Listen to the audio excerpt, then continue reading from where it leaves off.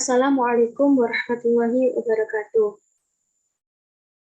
Hi guys, my name is Faradila Hanum. I'm from class Chemistry A. In this video, I will talk about video 1, 2, and 3. The title of video 1 is Sampling Strategy.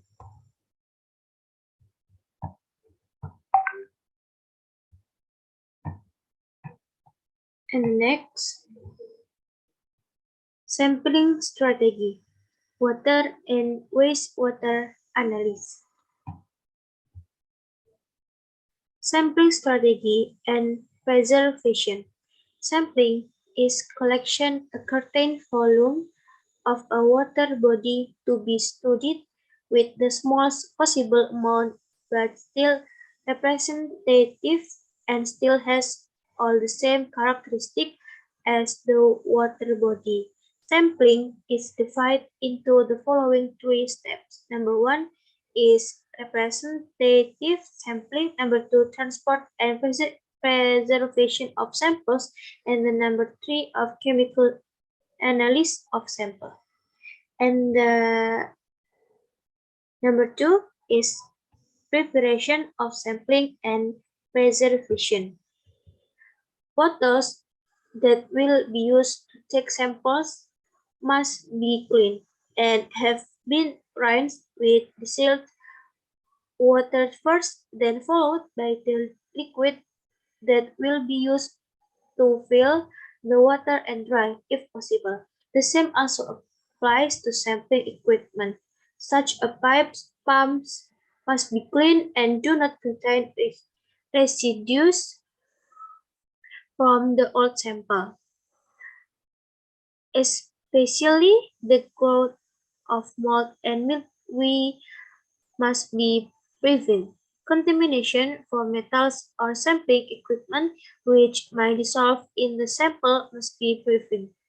Iron brass bronze can be dissolved in acidic or alkaline water, while plastic and rubber materials are soluble in industrial wastewater containing organic solvent or oil and gasoline. Samples can be taken separately using a bucket, plastic, or glass bottle, opened and wiped, for example, with a lead ring around the neck, tied with a rope, then put to rifts, canals, wells, and so on.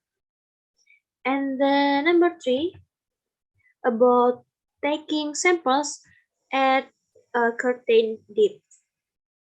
Provide with a closed bottle that can be opened with it reach the desired depth. Another way is to use a type of pump that sucks. Samples from faucets can be taken with an open beaker or a bottle to be closed depend on the analysis plan. And the number four is automatic sample. Special tools for consecutive sampling consist of suction pipe, pump, clock to control sampling frequency, tool for dividing samples into bottle for mixed samples, isothermic box containing bottle of mixed sample by cooling by ordinary ice or dry ice. So that sample is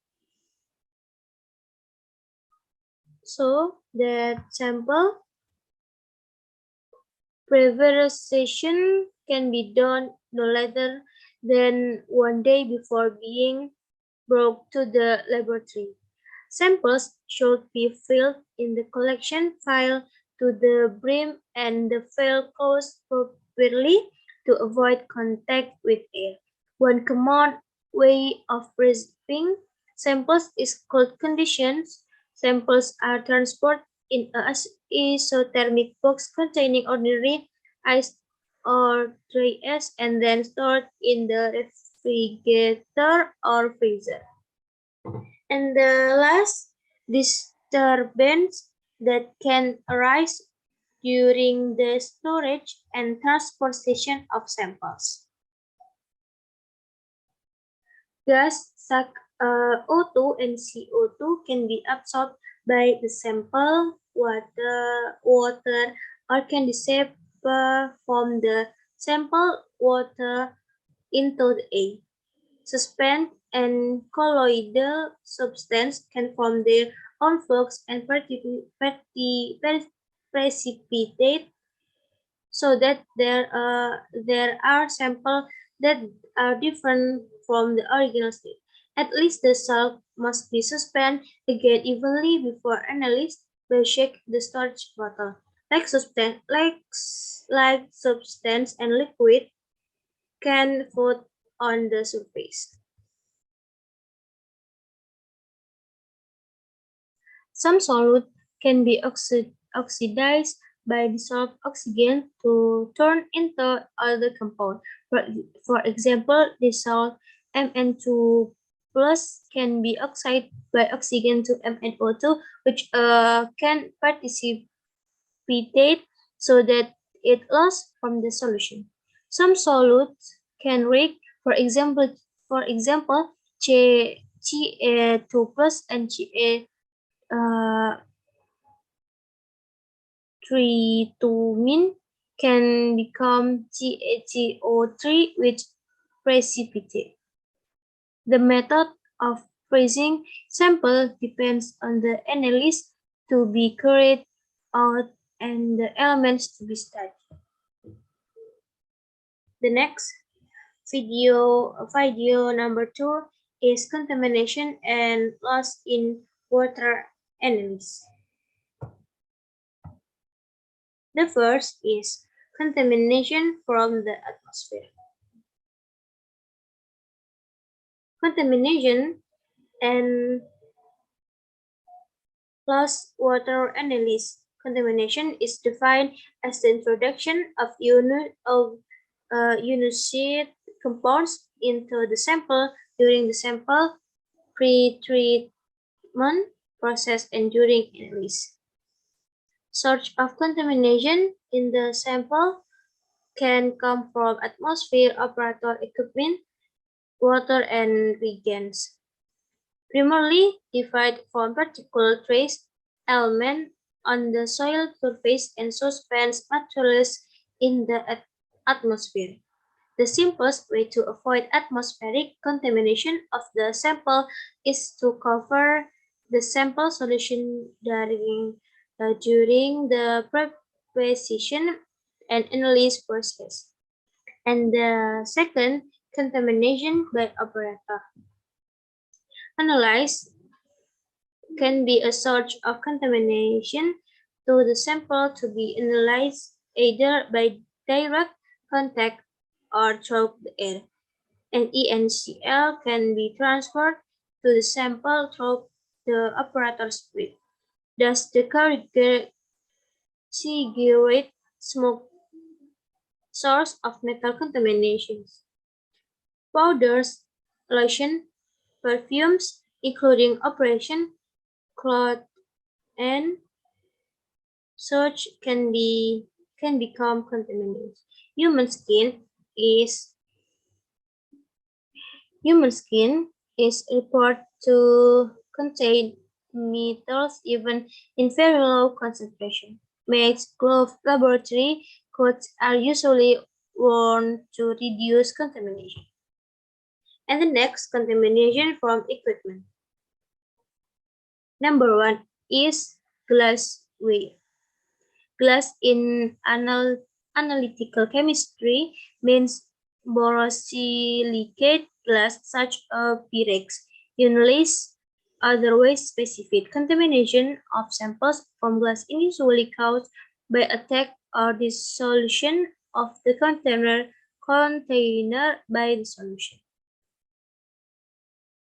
Other preparation equipment that is often used and has a lower probability of metal contamination are: number 1 is fused silica, number 2 is plastic, number 3 Teflon, number 4 PVC, number 5 rubber, and number 6 filter paper. And the last is contamination from water. Because water is used in very large quantities compared to other ratio,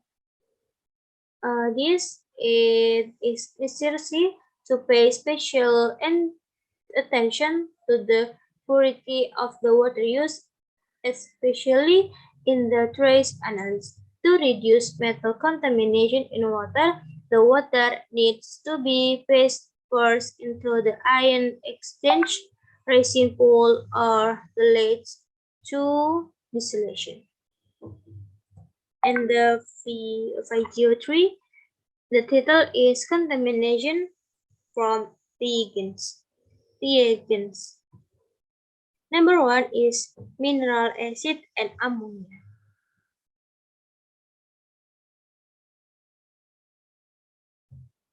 Contamination of reagents. Contamination from reagents can be grouped. Number 1 is mineral acids and ammonia.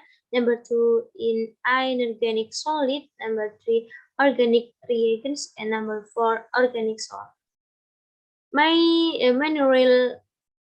Mineral acid and ammonia. Mineral acid. Most mineral acid contain certain amount of metals, except extra pure acid contains metal in very low levels. Generally, reagents with quality have a fairly expensive price. Ultra pure generally contain fairly low metal concentration, but the content of some elements varies from product to product. Analytical reagent-grade acids usually contain the metals lead and inevitable, and ammonia. Ammonia solution in water packed in a glass bottle will be contaminated by silica, aluminium, calcium, and other elements which might be caused by attack by alkaline solution in the glass. Inorganic solid of reagent quality are usually pure enough to be used directly without purification, but a blank control solution must be prepared. And the second is organic reagent. Organic reagent creating agents usually contain metals that are coordination. These metals are usually different from solvent or reagent used in the synthesis of ligands. Organic of complexing reagents are usually used in small quantities so that contamination can often be neglected, but caution is necessary at using the reagent as a blend. And the number 3 is organic solvent.